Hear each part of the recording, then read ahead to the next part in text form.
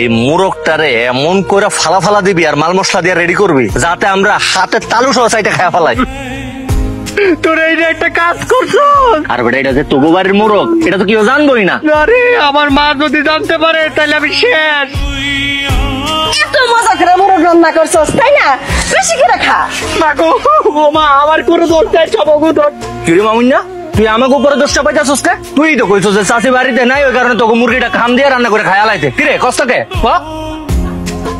এটা খানবাড়ির ছাগল। তো খানবাড়ির ছাগল হয়েছে তো কি হয়েছে? খানবাড়ির ছাগল কি খাওয়া যায় না? যায়, খান সব পেট কাইটাই ছাগল বের করে ফেলাইবো। আর এইসব আমার উপর ছাইরা দে। এই ছাগলটা চুরি করি পরেটা পরে দেখান যায়।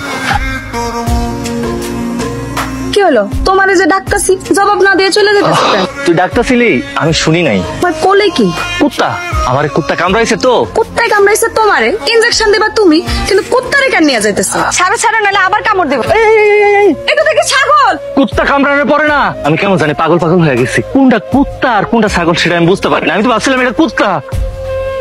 আরে আমি নিজের চোখে ওরে ছাগল নিয়ে যাইতে দেখছি। কইলি তুই আমার আদরে ছাগল নিয়ে চলে গেছে, ওর হাতটা আমি কাইটা ফেলাম। তুই খালি ওই দীপুর বাচ্চাটা আমার সিনায় দিবি।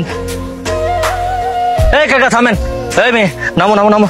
এইটা আমাকে পারিবারিক নৌকা। পারিবারিক নৌকা হোক আর সরকারি নৌকা হোক, নৌকাটা এখন লাগবো। তুমি কি বুঝতেছো না? নামো ভাই। আমি নামুম না। দেখতেছো না আমার সাথে একটা জরুরি রোগী আছে, তার কোমরের হাড্ডি ভেঙে গেছে, তার হসপিটাল নিয়ে যাইতে হইব। আল্লাহর দোহাই লাগে নৌকা থেকে নামো। হাসপাতালে নিয়ে যান আর দোজকে নিয়ে যান, তাতে আমার কি? আমি নামুম না। আমার নৌকা থেকে কেমনে নামাইতে হয় আমি খুব ভালো করে জানি। তার রয়েছে নামো। শুনলা তো রহিম মিয়া, আমার বেয়াদব পোলার বন্ধু বান্ধবরা মিলে কি করছে? ওকে এত বড় সাহস, ওরা আমার বাড়ি ছাগল চুরি করে।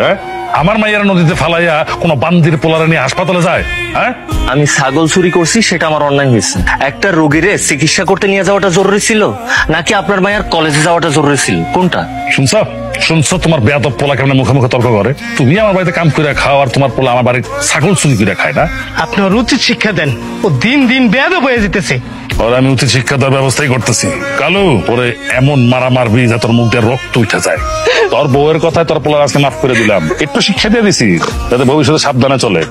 ওই মাইয়ারে উচিত শিক্ষা দেওয়ার আগ পর্যন্ত আমি আমার মুখে ভাত তুলবো না। ওরা বড় লোক, ওগুলোকে পারবি?